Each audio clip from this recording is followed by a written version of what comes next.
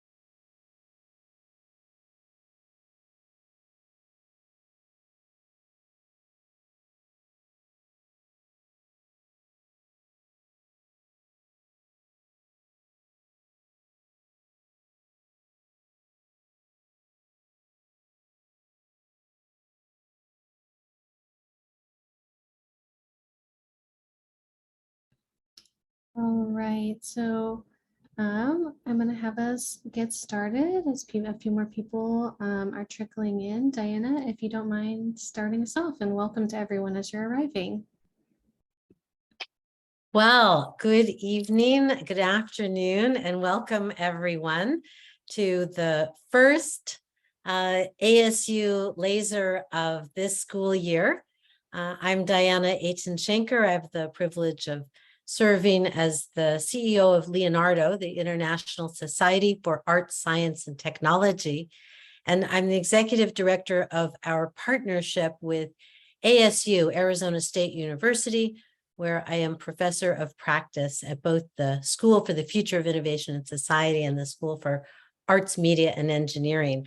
I'm so excited to kick off the season with this laser tonight because we have a stellar lineup of people who are truly seizing the moment through their work and their passion and their vision in such an aligned and powerful way with Leonardo. So Leonardo is an organization that has been publishing work at the intersection of art, science, and technology for the last 30 years with MIT Press, and for 54 years in the world, pioneering this intersection of transdisciplinary hybrid creativity.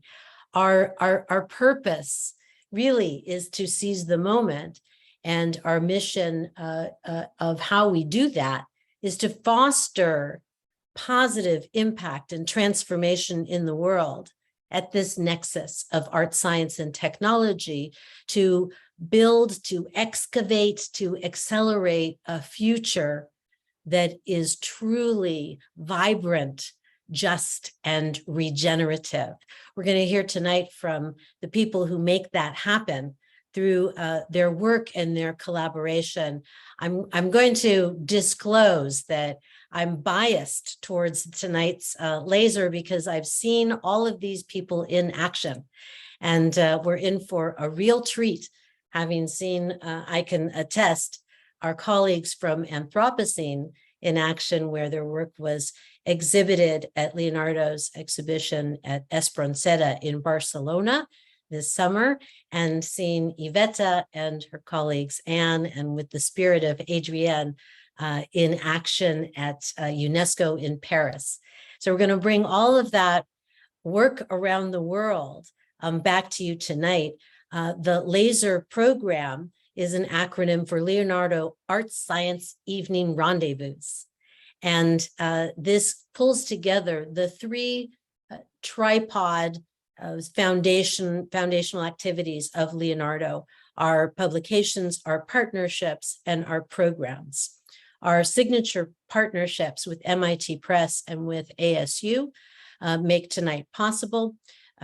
With our programs, we are very proud to share that our lasers are hosted now in over 50 cities around the world. We look at this network of lasers as a kind of radar system to find out and listen to the cutting edge of what's coming next.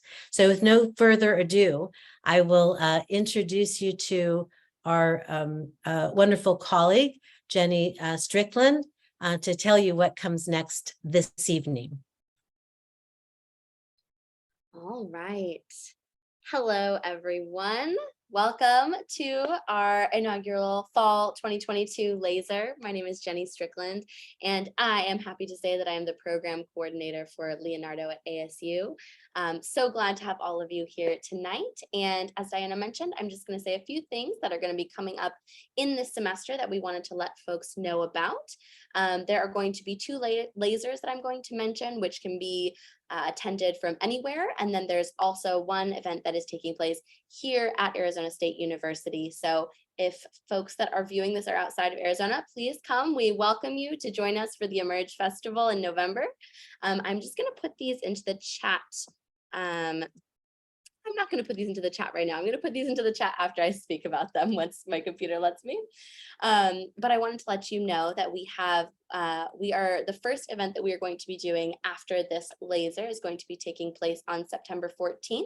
It is a performance screening that is going to be taking place here at ASU, and it is of a performance that is called 36.5, which has been created by Rachel Bowditch's colleague, Sarah Cameron Sundy, that we are really looking forward to showing.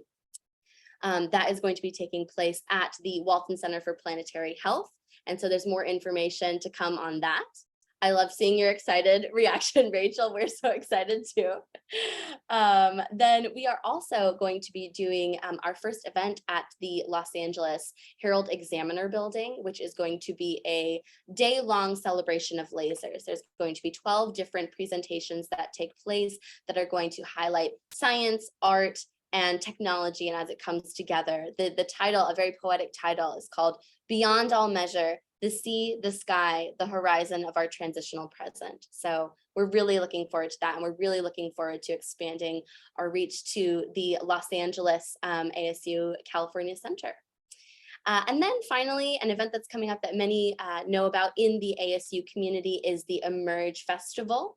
And so we are really fortunate to be partnering with our colleagues at Sciland Media Arts, as well as the ASU Biomimicry Center. So that's going to be a really great conversation around the scientific and artistic extrapolations of fermentation. So that'll be really fun.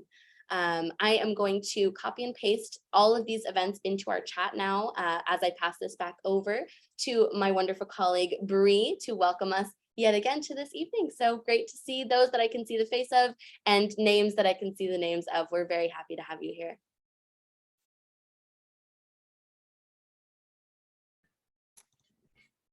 Hi, everyone.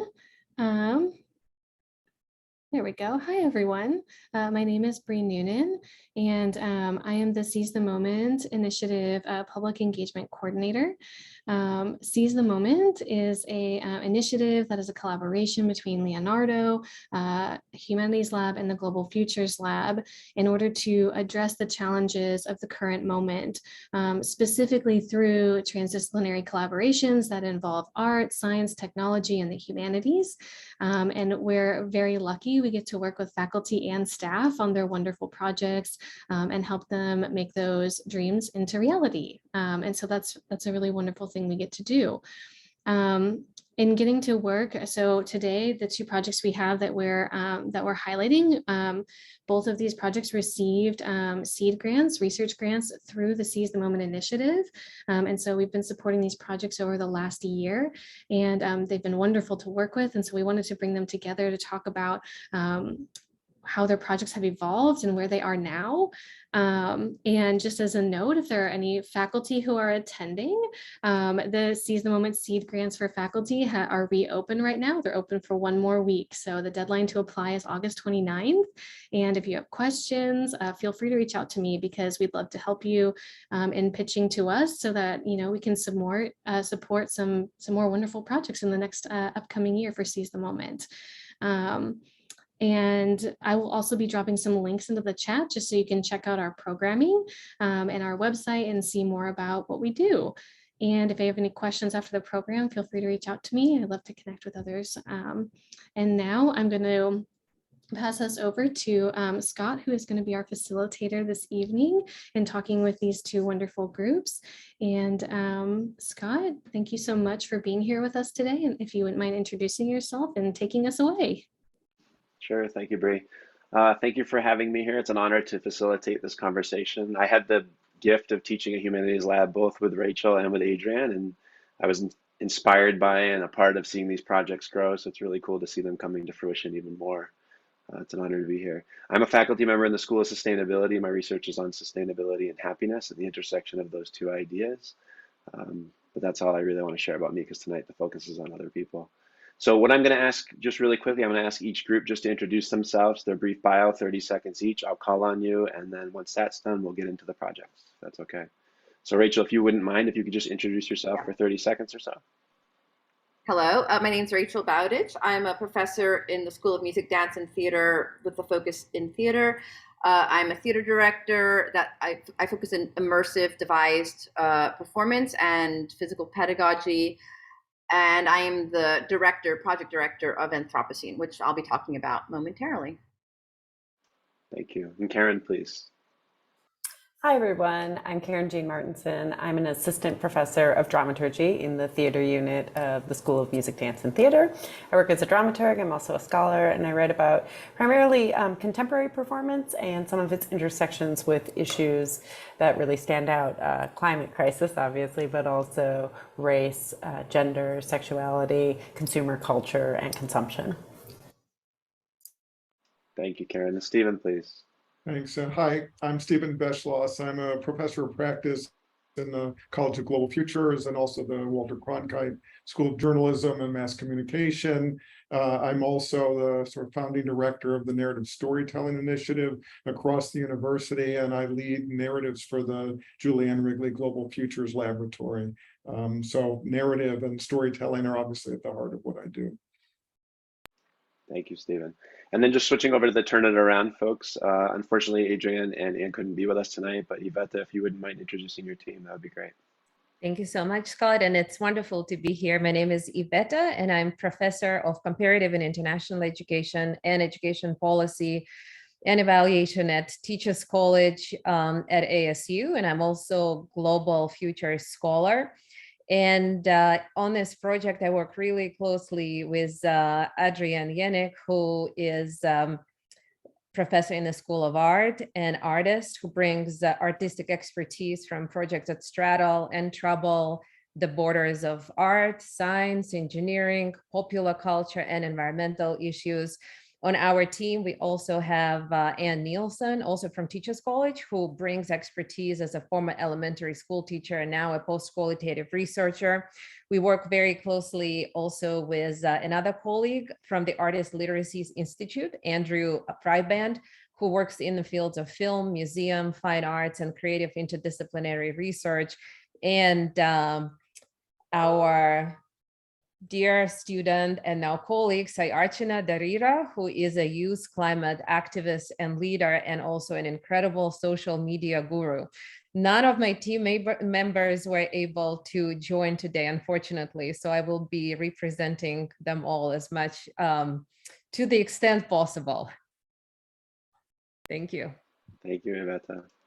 Okay, so now we're going to turn just to about 15 minutes for each project just to share. And just real quickly about the Anthropocene, it was an original devised, or is an original devised physical theater piece that explores the current geological epoch, where human activity has drastically impacted our climate, environment, and social conditions. This multi-year transdisciplinary performance research project combines innovative multimedia projection design, an original music score, dance, and performance into a single endeavor, bringing together the people and disciplines of ASU School of Music, Dance, and Theater, Herberger Institute for the Design of Arts, School of Sustainability, and Global Futures Laboratory. It will premiere at ASU in the fall of 2023 as part of the theater season. And for more information, we will share the link with you below. And Rachel, the floor is yours, and friends, enjoy. Thank you, Scott, for that introduction. Now I don't have to say any of those things. And thank you, Diana and Leonardo, for inviting us to be part of these laser talks. I'm going to give an overview of the project, sharing some dramaturgy, research, visuals, sort of our timeline, and then I'll turn it over to Stephen to talk about our relationship with the Global Futures Laboratory, and then to Karen Jean to talk about Barcelona and next steps. So I'm going to be sharing my screen with you.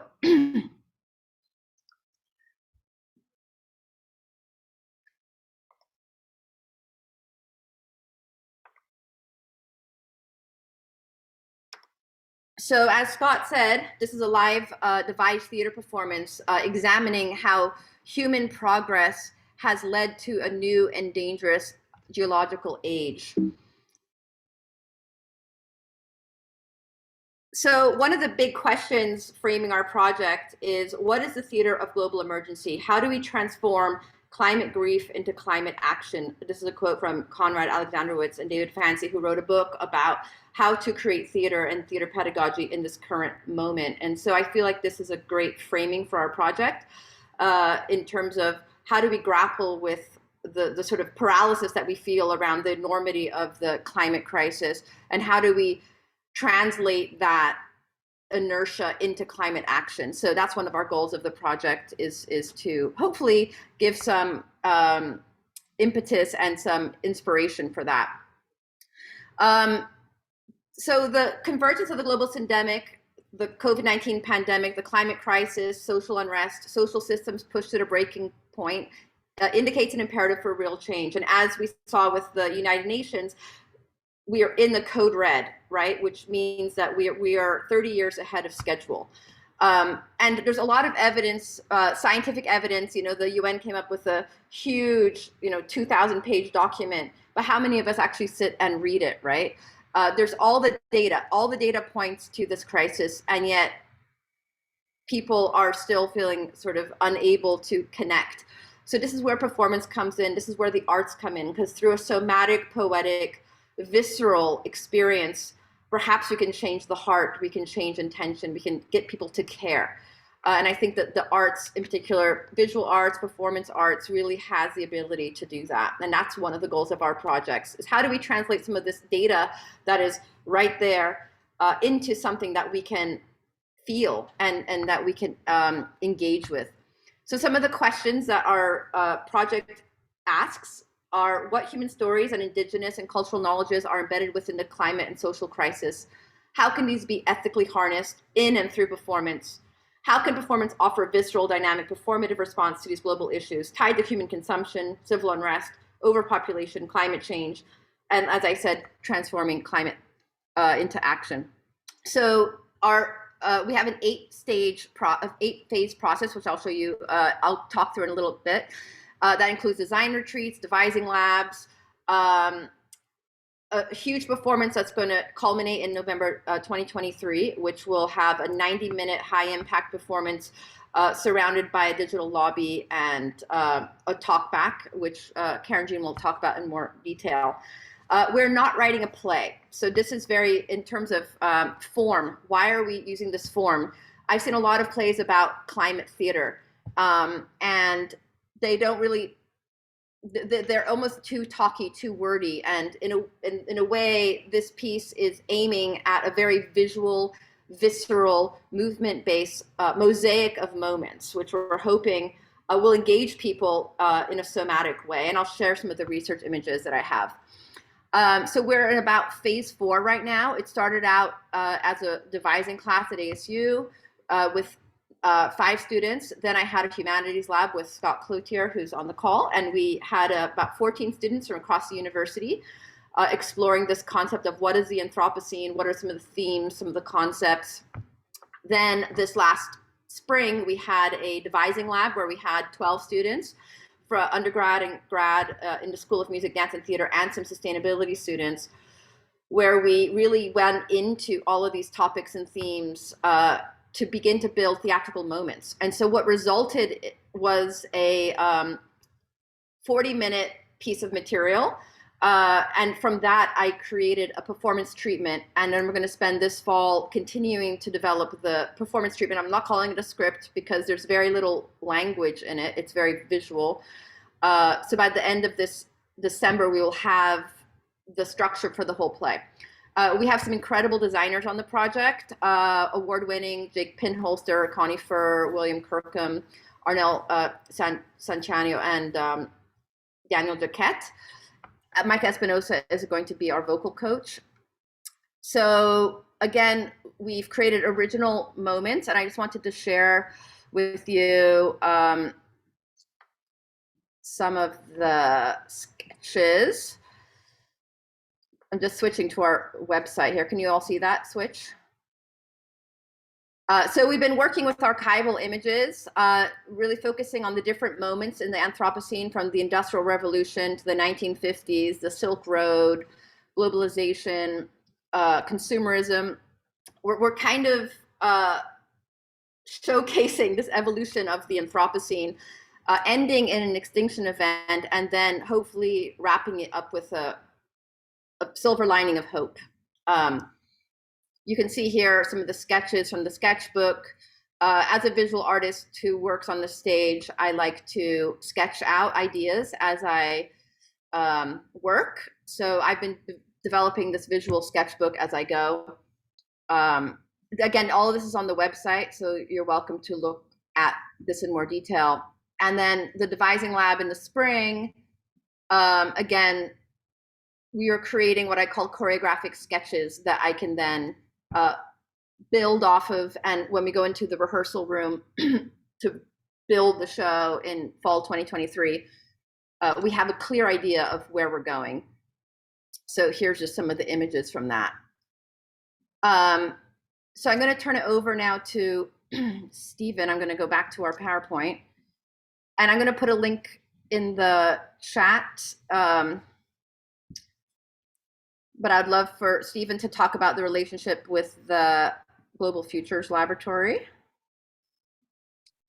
Sure. So you see here transdisciplinary collaborations. You know, that couldn't be more fundamental to the work that the laboratory is trying to do. It couldn't be more fundamental, I think, to what makes this project succeed. It's rooted in this notion, both the laboratory and I think this project, that you know, the scientists and the technology people, they're important. They're critical in terms of addressing the climate crisis and in terms of trying to address questions around planetary health. But how do we connect, and how do we communicate, and what is the way to resonate, and, you know, as I see it, to sort of create empathy and develop kind of global consciousness with audiences? And, you know, is there one way, or are there many ways? I think there's many different storytelling modes, and while the work oftentimes gets sort of led by the scientists and the data people and so forth, which is critical and important. We have an opportunity, as Rachel said, to create this kind of evocation and this kind of visual experience that can touch people at an emotional level and at a heart level, and gives us the opportunity to begin to show, how do we actually, drive change? How do we create urgency? How do we create a kind of resonance that can begin to shift consciousness and change behavior? And I think it has very much to do with being able to connect at the kinds of creative levels that this project is, which is why, for me, it was very important when Rachel invited me to be a part of it, to be able to not only have a chance to learn from her and learn from Karen Jean and work on a project like this, but to be able to have this be something that the laboratory sees as important, that kind of storytelling and a kind of different storytelling that creates the opportunity to get people to think a little bit differently. I mean, I do often say, like, if the scientists and the data, visualization people and so forth had succeeded, well, we wouldn't have a climate crisis, right? We would be in a different place. Maybe we'd be in a different stage of the trajectory. So, so we need to be able to, drop really strong creative expressions that might be able to jolt people and begin to make things go differently. And so, so as an emotional experience, as a storytelling project, it's, I think, very important to the, in and of itself, but also as for the work for the laboratory and for the, kind of the underlying body of the project itself. The idea is to be able to bring in as many sort of, smart, talented people who understand a lot of these critical issues around the Anthropocene and climate change, who can provide the kind of input, research, and intellectual and narrative insights that help to make this, not just a kind of an emotional experience, but one that's, rooted in an understanding of where the world is and where we are going, and where we might be able to go. Thank you. All right, you want to jump in about Barcelona? Yes. So as Diana mentioned, we had the great pleasure and honor to be a part of an affiliated event with the Isaiah Conference, which was in Barcelona this summer. And we presented at the Espronceda Gallery. And we were able to meet several different Leonardo artists, but also other artists, all working in a variety of different ways to raise the alarm of climate change and to prompt action. And then as part of the conference events, we also met other, again, artists, but scholars too, doing different work. And this was really exciting to us because it allowed us to begin to build the bridges to make this a more global conversation that happens here with our piece, but then branches out. So some of the things we're looking ahead to doing is actually creating a symposium with some of these other artists and just bring together this work. But then, as Rachel mentioned, also doing a dramaturgical display in the lobby, and this will be physical but also digital, where we can share resources and again, kind of really allow for a vibrant global conversation and highlight the different work that's being done.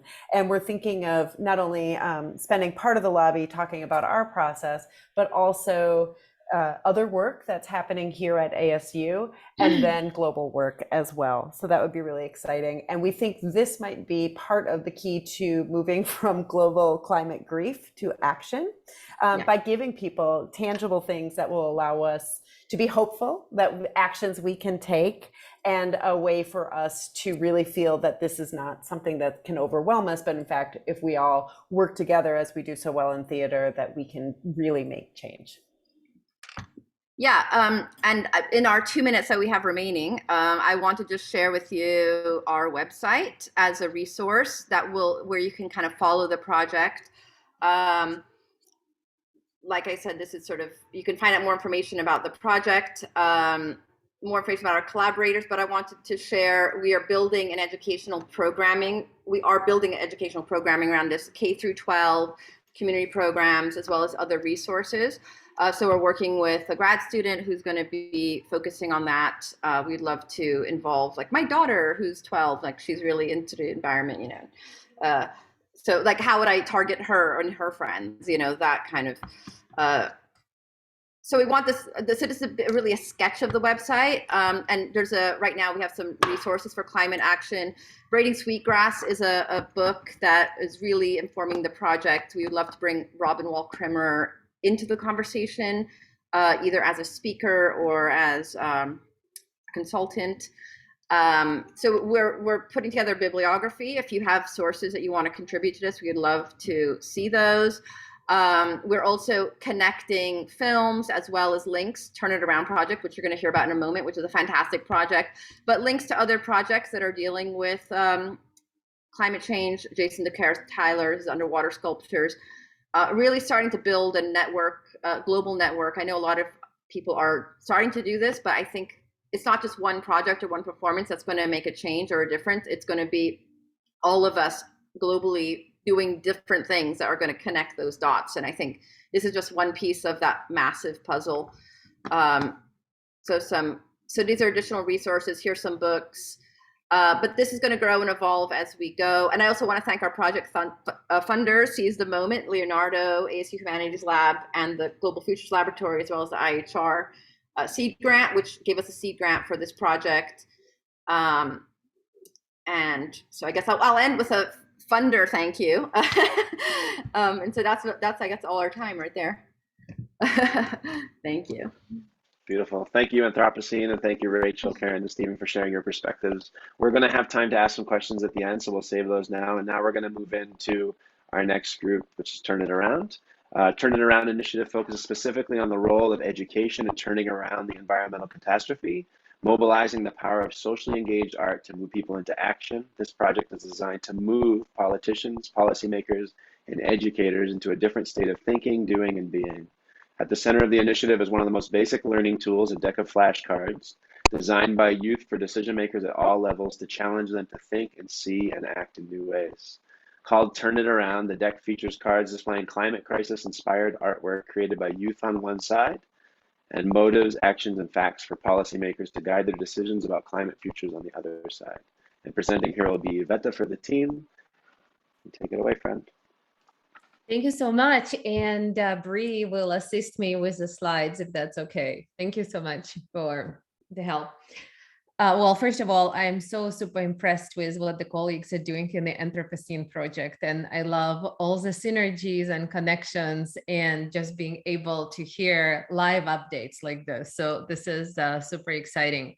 So our project began about 1.5 years ago. And as a conversation among some of the friends and colleagues, and it was around the time when UNESCO's Futures of Education initiative was in the middle of working on this huge milestone report, right?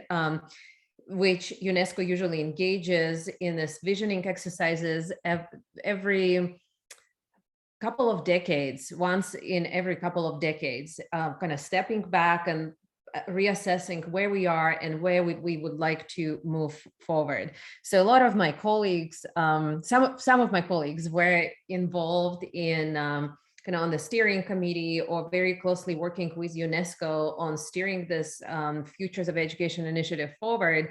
And very quickly, we learned that actually youth, children and youth were not part of the steering committee, the groups that kind of was really setting the tone for the conversation and for this visioning exercise.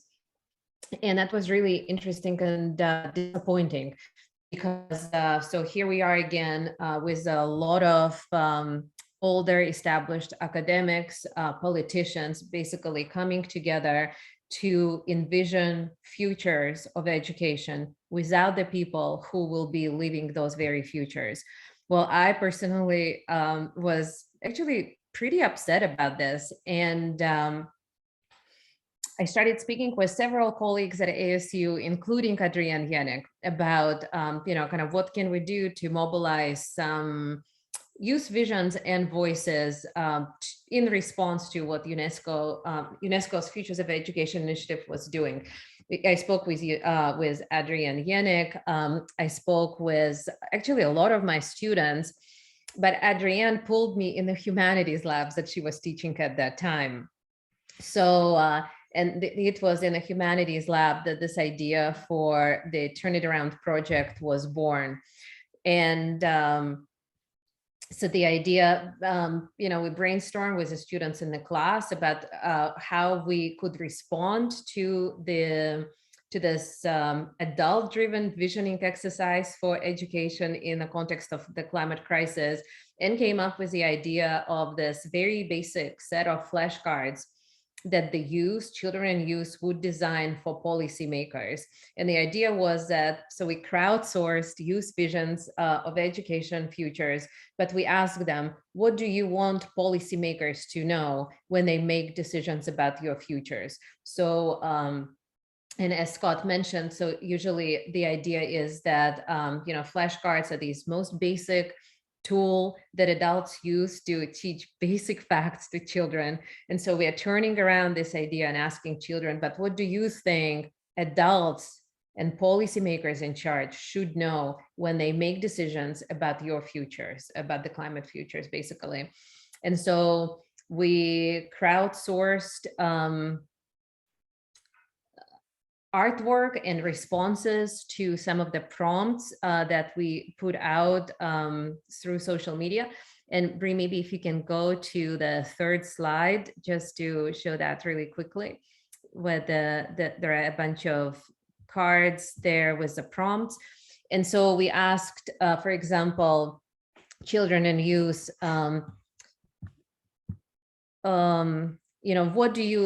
what do you think you need to learn to ensure that the planet and the people thrive and survive? Or let other youth and children know what you find hope and resilience as you face the uncertain future, or what excites you about the future. Or tell policymakers about kind of a broad range of your teachers, including the non-human teachers. From whom do you learn?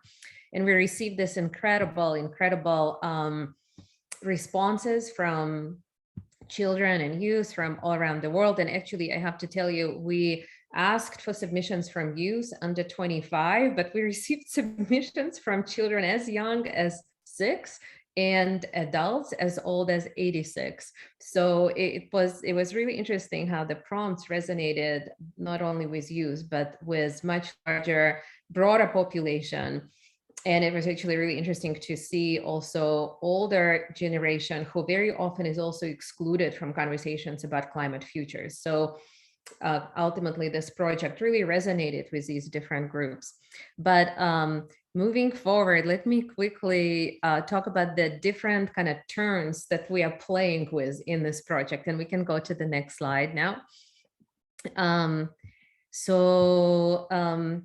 So conceptually, we played with this idea of multiple turning points that we are activating through the project, including the intergenerational turn, the decolonial turn, methodological turn, and pedagogical turn, in order to turn around the environmental catastrophe, and kind of really positioning education as a very key mechanism in this process, right? And actually, I didn't mention, as we brainstormed with students, the concept for the project, the idea was that education itself is really deeply implicated in the climate crisis, because it is in education where we learn the ideas of human exceptionalism or neoliberal individualism. It's through education where we make the links to between education and economic growth, and learn that this very narrow tunnel vision of what education is.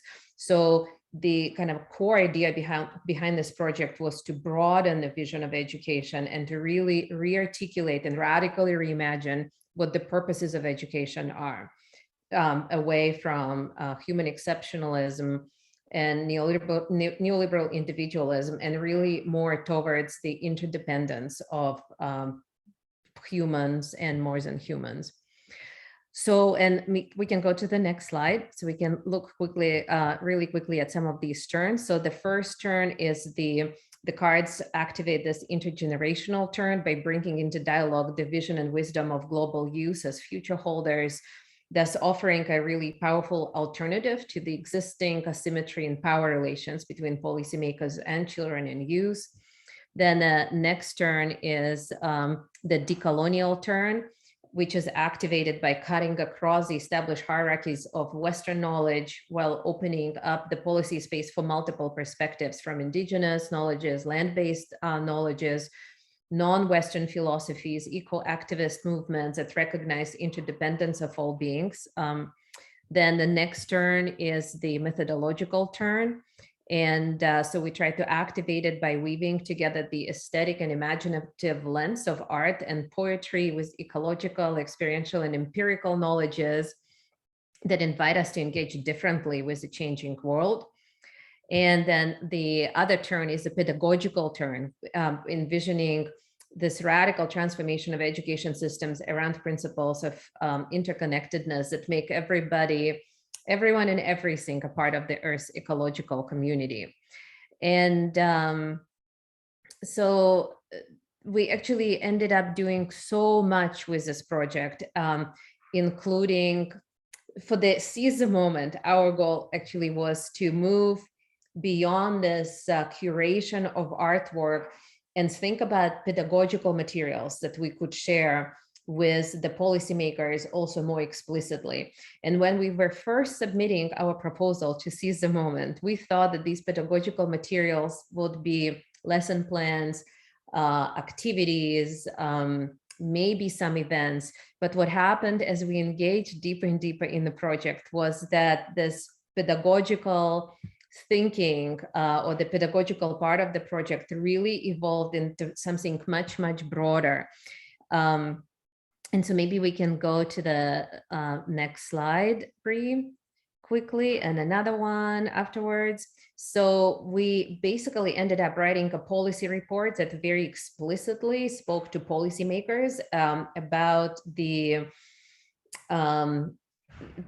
visions that the youth shared with us through artwork and through the text responses. We ended up with some lesson plans and activities, which we are still curating and which we will be sharing very broadly soon.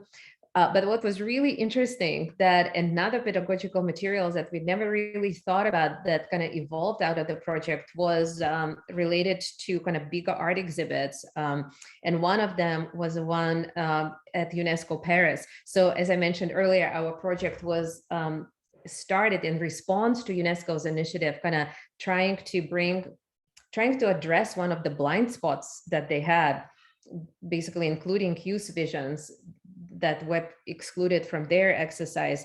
And UNESCO really appreciated actually and liked what we were doing with the space. So they invited us to exhibit some of the artwork at the UN in UNESCO in Paris at the end of June at the Transforming Education Pre-Summit, which was a huge event that brought together over 150 ministers of education from all over the world, a lot of international development agencies, non-governmental organizations.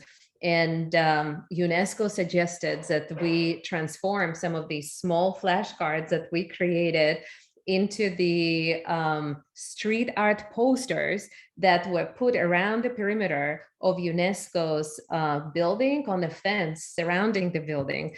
And can you imagine how powerful it was to see this huge art displayed right outside UNESCO, visible to all of the policymakers who were walking into the space to make decisions about the futures of children, right, and the educations that they will be receiving. So as they were walking into the building, they were passing by these posters with messages that were very poignant and strong.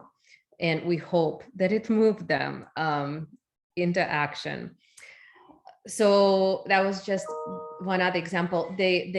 So this was a pre-summit in Paris, but the summit will be happening in September in New York.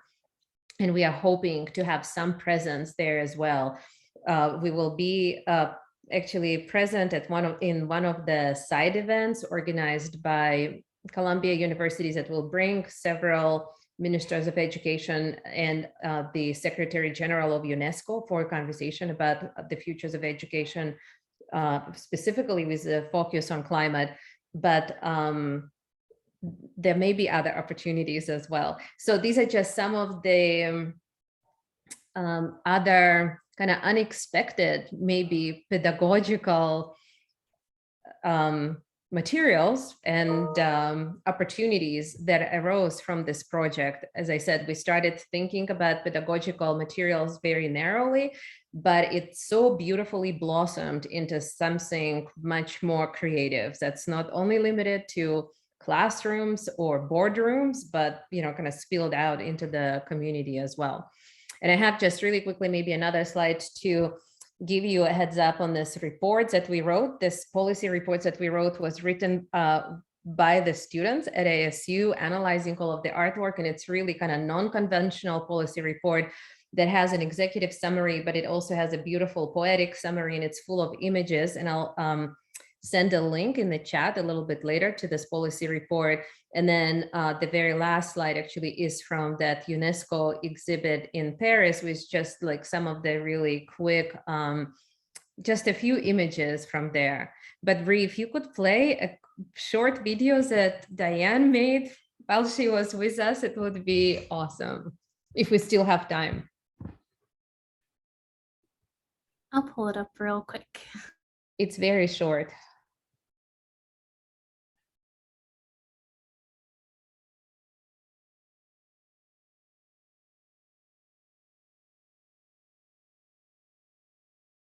So this is from a side event that we organized also at UNESCO in Paris, in addition to the exhibit.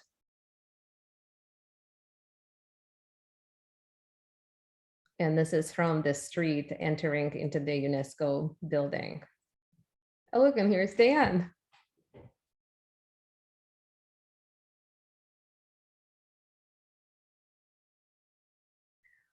Well, that's it.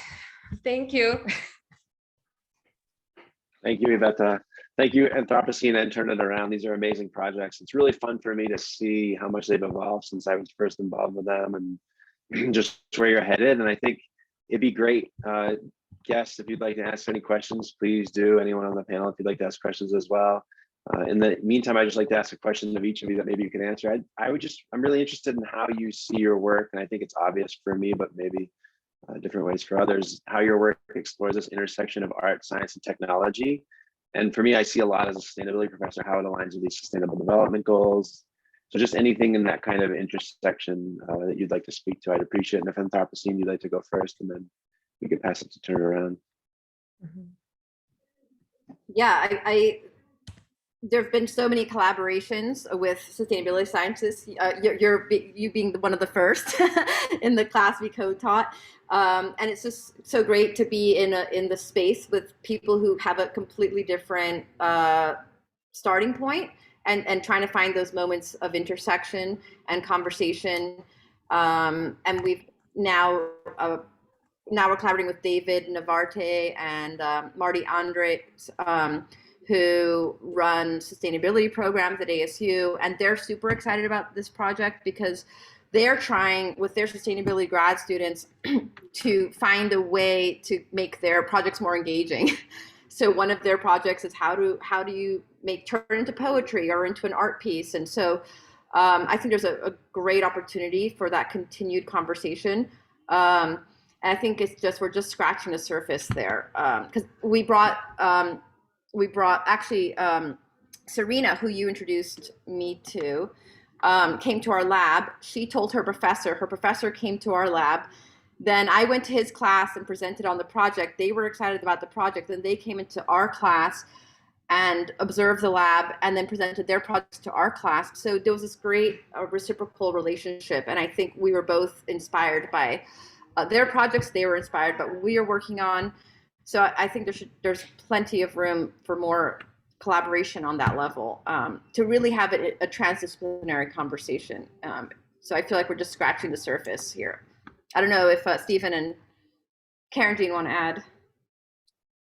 Yeah, I have one thing to say. I mean, which is that it's very easy to see this project sort of sitting in the theater school, right? Or sitting at Herberger and art and design, and that's sort of obvious at some level. It may not be as easy to imagine some of the, climate science people saying like, oh, this is something that we should embrace, but they should. And I think that part of the idea of doing projects like this is to actually just create the discourse where they start to realize, not just like, hey, let's go see it and let's look at it as an outcome, but actually let's think about, is there a way to be asking some of the same kinds of creative questions, not at the end of whatever research or academic work you're doing, but at the beginning, right? So that this kind of work, this kind of question of like, how can I tell a story about, my academic research or my scientific explorations or something?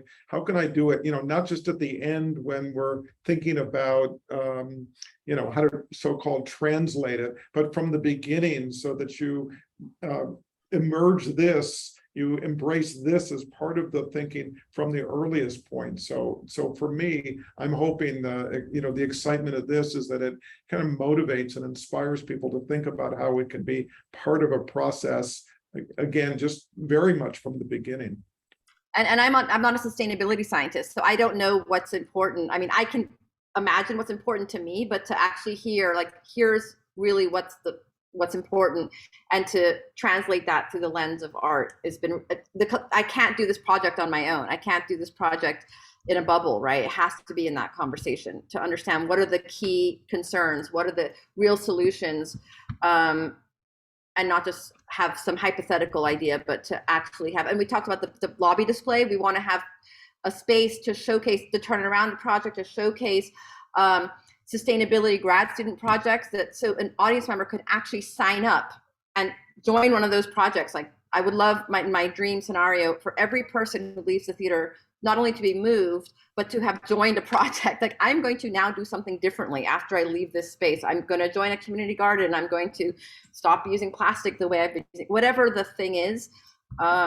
I want that to be an action. So we have an action item that people leave with. And I'd just like to add on, this is going off of what Stephen just mentioned, but I think what was really exciting about our partnerships so far was seeing the way these different ways of thinking enhance each other. So when the sustainability students came in and were asked to share an artistic response or engagement with their projects, they all opened up new things in it that were really surprising to them and really exciting for us. And I think that's so important to stress, that the arts aren't an add-on to this, or the fancy thing we do over here, or the distraction, or the whatever, that we are skilled at thinking about these problems in different ways, and that when we are all working collectively, we are all better for that. Let's ask new questions, because the same old questions aren't getting us where we need to get to. That's Beautiful. incredible. Yeah. Thank you, friends. Iveta, if you'd like to answer that question too, so just how you see your work exploring this intersection of art, science, technology, and its relationship to sustainability and the SDGs in general.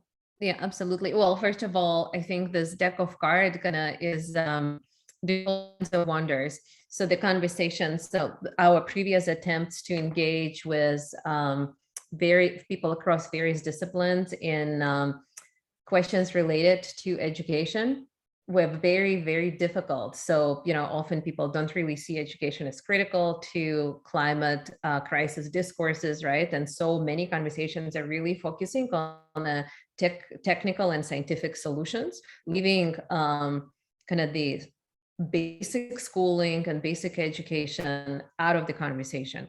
So, and when people from education try to intervene into these conversations, very often we are also pushed to the side. But it's been incredible to see how this deck of cards opens up the space for these conversations. So the space that I could never really have before, or many of my colleagues or my students, or the people, all of the team members that we work together. It's absolutely incredible how a simple image or a set of images draws people into the conversation immediately, right? And then they're hooked and they're asked all kinds of questions.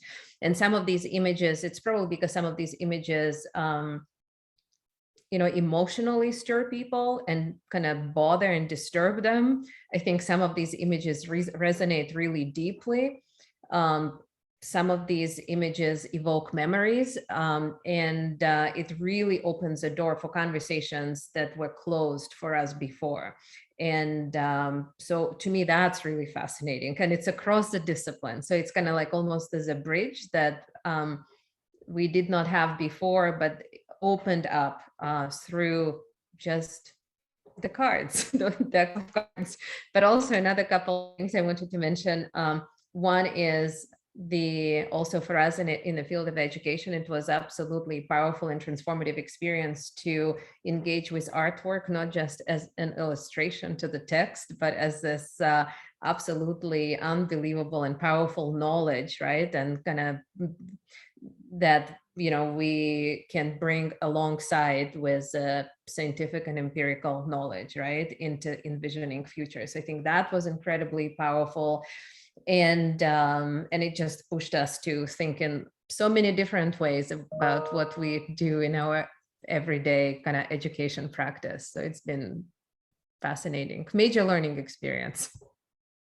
Scott, can I just add one point, which is that, I love Iveta's project, and I just think what it does so powerfully is it creates the context for young people and people who oftentimes are ignored or don't feel seen or heard, or don't feel like they have agency to do something. It's like, hey, well, you can actually contribute. You can actually help us to think about these things. And, that creates a real exchange, right? It's not just like a bunch of academics pushing out our stuff and hoping other people listen to us. It's actually, let's create the opportunity for us to learn from other people, and especially young people around the world. So I love the project.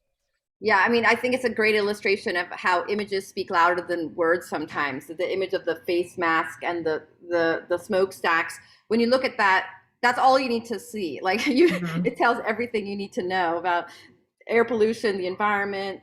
And I just think it's such a powerful illustration of that. And I would love to talk with you further. I know I've mentioned this before about how to bring in your project into our educational programming, because you're already doing so much. Rather than reinvent the wheel, I think there's a space for collaboration and bringing in your cards into our that would be amazing. Yeah. And also, so now that the semester started, we can make that reconnect again. Yes, we can. Also, what's really funny is that I'm teaching right now a course called Education in Anthropocene. So I wonder if I can bring you in. Have them come to our lab. Invite your class to my lab, to our lab. It's an online course. We'll have to figure out what to do. Yeah, they can come. They can That do. would be amazing. Friends, this is beautiful. It's I can feel myself get excited too. And as a sustainability scientist, just my head and my heart starts going like crazy. And so the things that you're creating and the space of opportunity that you're creating for us all to have our own experience through the visual art or through the medium of theater, it's just so deeply powerful. And it feels like something that's been missing for us in sustainability for a long while. So this is a really unique opportunity to be a part of it. And it's already got I want to participate too and support as much as I can too. So thank you for that. We do have a question from the audience and one for the Turn It Around project. They would like to know, could you give an example of an interaction someone has had that changed their thinking / opened a conversation, and what have some of the specific personal outcomes been? Mm-hmm. Yeah, it's maybe I'll try to bring a couple of examples, maybe from different sides, right? One from actually youth themselves, and one from kind of an older maybe generation that may not have been necessarily engaging with youth in the works that they do, right? But with youth, so one of the contributors to the project was this absolutely incredible artist from Brazil, an indigenous artist who is creating indigenous fashion, trying to change the fashion scene inspired by the indigenous culture in Brazil. And but he works in a very small rural community, and kind of far removed from these big conversations, right, about climate crisis. But his work is designed to make it visible as people wear their clothes, right? And so his work was one of the works that was curated and exhibited in Paris. And it was absolutely incredible to see how just this, exhibition in Paris really kind of trickled down and reverberated the whole way to rural Brazil. And, local newspapers started picking up his story, right? And writing about not only about his project, but also about all of the different communities that he works with, right? Trying to bring their, struggles into the policy conversations and policy focus, right? So that was incredibly, really powerful experience. And, and that's a guy who does not speak any English. So it was really interesting just to see how so much communication happened, right? And people picking up on social media and Instagram, all of the movements related to his particular project. So that was interesting.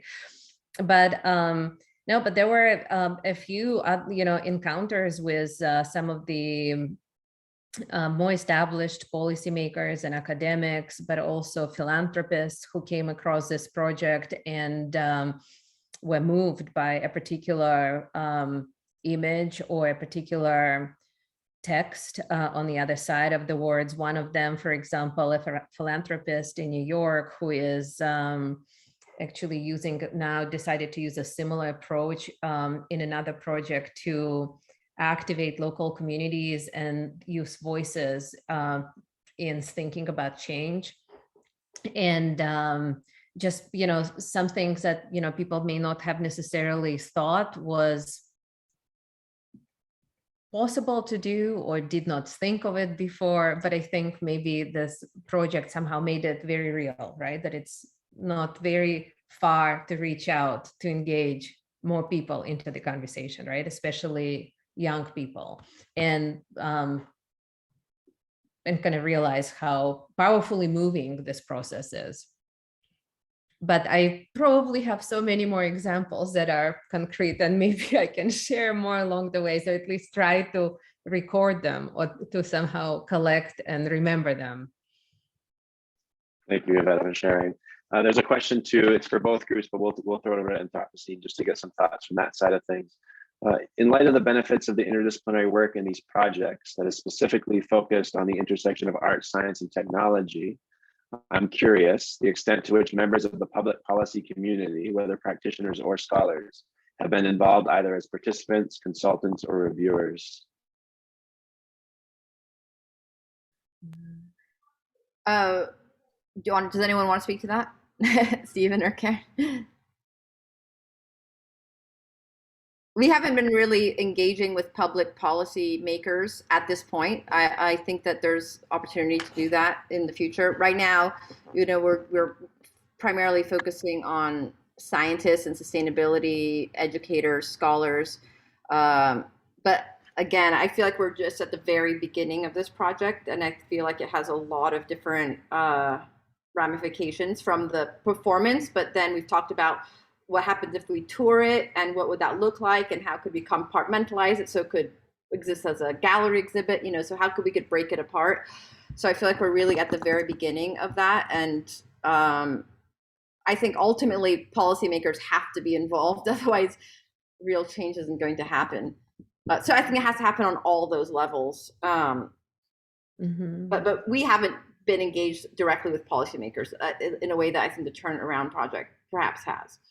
I would just add, I think in the lobby, that might be one place where that starts to come in, particularly in finding ways to inform the audience about ways to respond to and demand policy action as well. Like, what are the ways that we can outreach to policymakers?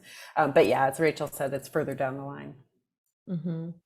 Well, we have done some of it, and a lot of it has not been planned, right? So we kind of decided to go kind of wild into the space and see what happens, right? And it was really interesting that UNESCO picked up the project, right, and invited us to exhibit it in Paris. So that was not something that we planned originally at all, but kind of was an opportunity that resonated with them, and we went along with it. And for that particular exhibit, they actually participated also in curating.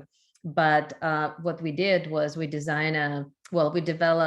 set up a team of curators that included UNESCO representatives, but still had youth that were part of the project, and had Adrienne or Andrew, our team members, and Anne were part of that curation process as well. And that was really interesting too, especially thinking in terms of, because for UNESCO, it was really important to have like very broad regional representation and balance, but also what are some of the images or texts that may be pushing the envelope too far, or for the use not far enough, right? So it was really interesting process also of kind of negotiating then kind of what messages are put out there for the policy making community. But we made sure that it was not just policymakers making those decisions, but that we had the team working on it together. And it was, again, a really wonderful opportunity for youth to be interacting in that space as well, right? For our ASU students, including. Well, I also think there's different levels of engaging on the local level. We live in Arizona, we live in a desert. The Colorado River, Mead, all these water systems are drying out. So the local emergency is impending, very, it's not something that's in the future, it's something that's actually now. And so I feel like we have to address things on the local level, and then national level, and then global level, but every local community has to deal with what's going on with their immediate now and their immediate place. And that's one of ASU's missions, right, is engaging the local, engaging the community. And I feel like, at least for our participants here now in Arizona, the projects have to be something that they can probably engage in now, with the Salt River, with our water systems, with our communities, and before we can even think globally. So I think there's multiple levels of engagement. Yeah, I agree. It has to be happening at all levels simultaneously, because we cannot wait any longer. Thank you, friends. And Diane, I think you had a little you wanted to add on that too, if you'd like to. Well, adding to that sense of urgency that makes the imperative of engaging policymakers before, during, after, it kind of speaks to the nowness of engaging at multiple levels and multiple approaches, art, science, technology, not in parallel, but integrated together locally and globally. We can't wait. For me, these projects that are so evocative and inspiring embody much of Leonardo's vision and aspiration to advance, access, action, and interaction. So you speak of access in these projects allowing for multiple points of entry. So policymakers who were invited and came through the exhibit in Barcelona, seeing Turn It Around and Anthropocene, had a point of access and entry through art that was not intimidating as it was inviting and truly inspiring. So people could get it, and they could experience that access. Having the inclusivity and diversity intentionally built into the design and the process as much as the product is part of that access that's essential as well, that we need right now. Recognizing that we are part of shifting from grief and crisis to action and impact is also critical. And so to do so by engaging what may have been thought of as the next generation, but that we might reframe as the now generation. Those who are living now, it's the now generation we need to engage at any age. It is something that I see in both of these projects that appeals to and drives interaction, not only at the beginning, but right now in this Zoom, we're hearing from, oh, I'm inspired. I want to work with you on this. And I'm thinking about this, and it activates my head and my heart. And I know we're all kind of moved to move through this access and action to interaction.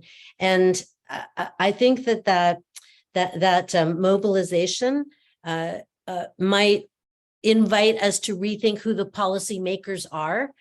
So we are not just inviting in and interacting with policymakers as them, those people who make decisions, but recognizing I make policy by making demands or voting or moving or buying things or expressing myself. So who the policymakers are can be reimagined through this creative collaboration. Thank you, Diana. Yeah, it's just beautiful. There's so many things I could say, but in the interest of time, I'm gonna ask one last question of all the participants, if I could, and we'll start with the folks over at Anthropocene. If you could just share with us in short 30 seconds each, what's really surprised you about this experience or this process? If you want to just start with Anthropocene, excuse me, Anthropocene, whoever would like to go. I'm surprised by the level of enthusiasm that I'm getting from sustainability scientists. When I mentioned the project, there's sort of an immediate like, oh my gosh, I want to know more, I want to collaborate. And I wasn't quite sure, because for me, this is my first time collaborating with sustainability scientists. So I sort of saw this as a big sort of firewall of like, ooh, who do I even talk to? I mean, we had a connection prior to this project. So I reached out to you first because I was like, I know you, and we have a good friendship. So that was sort of a great starting point. But then I started to meet other people, and even with Stephen, I have to say, I emailed, cold called Stephen out of the blue and was like, here's a project. And within 2 hours, he responded. He's like, let's have coffee. So I love that. Like, he's a very, very busy person in high demand. Like, he could easily have just ignored my email, but he didn't. And I was like, oh, wow. And we've had so many great conversations. And when I met Marty, he was like, tell me more. I want to know more. And that's been really gratifying. And then to meet the sustainability students who are like, wow. And my students looking at their projects going, wow. And everyone's like, wow. And we're all excited about it. So that's exciting for me. So I'll go next. I don't know if it's surprise as much as just excitement. So I'm excited by by this kind of theater, which, I don't know very much about. And so, so for me, the opportunity to work with Rachel and with Karen Jean has been the opportunity to sort of look at a different way. I tend to be drawn to, I'm a visual person, but I usually start with the words. And this is sort of asking to like, oh my God, we can do this the other way around. And like, let's see where this might take us. And I guess I'm surprised to see, but excited to see like the variety of students that have been drawn to this and who have committed themselves to participate in the process of like, how do you actually make these physical moments? And they don't happen just by thinking about it. It requires physical labor. It requires a kind of physical effort to be there and to work with each other. So for me, that's just excitement. I think for me, I'm going to zero in just on the what we have created so far and the process of that creation. So what's surprising is how this doesn't surprise me, but it does in as I get to the second part. The ensemble aspect of it is so enriching and amazing and exciting. And so we come in with great excitement and we leave with greater excitement. And like I said, that doesn't surprise me because that's often the case of an ensemble driven work because everyone is so empowered to be an artist in that space. But what is interesting is how what we have crafted so far dwells much more in the climate grief than the climate hope. And so it's funny that we can be so excited about doing this work and then just create darkness, right? But then we're like, yay, this is great. And so one of our tasks as we're looking ahead is trying to find moments of human connection with the earth, connection with ancient and indigenous knowledges, connections with each other and community, and find the ways to bring that in. And it's been a challenge because the doom and the and the grief and the like wake up everybody, impulse is so strong. And so that's what I'm thinking about as we move into our devising lab for the fall. Me too. And just one thing I want to add is that we've had more and more students who found out about the project, and they keep emailing me like, can I be a part of it? Can I be a part of it? So we are not really advertising at all. I've just asked students who I know like to work in this way. But now I had 16 people interested in the lab. And it's not for credit. They can take it for credit, but I love that the students are enthusiastic about it. So I'm just adding that. And I cut you off, sorry. And for me, probably the most surprising thing has been that I think this project took a life of its own now, and it's completely out of control. And all the deadlines, at one point I thought, okay, so this project will be finished by November. And this project has a different energy. So it moves at its own scale and timeline, and completely ignoring what we planned. So we have to adjust. I feel like we have to adjust our lives to this project right now. And it's for the whole team, right? Because it just keeps somehow morphing and growing and taking new shapes and moving into different languages and continents. And so we have now also the ASEAN university networks that picked it up and wants to do more with this, and also another conversation in the MENA region. So it's really interesting. It's I have to now learn to figure out how to, manage myself, the project, the team. It's really out of control, but in a good way. I think that kind of illustrates the excitement around this kind of work, because I'm experiencing that as well, even though we're, working in a different medium, that people are excited about these conversations, and sort of they're necessary. Yeah, and that you can't just drop it, right? Like, so it just would be irresponsible to stop it, right? And put an end to the project, wrap it up and say, okay, we're done with this, move on to the next, right? It's really kind of becomes part of your life and kind of larger mission. It's really fascinating. Well, thank you, friends.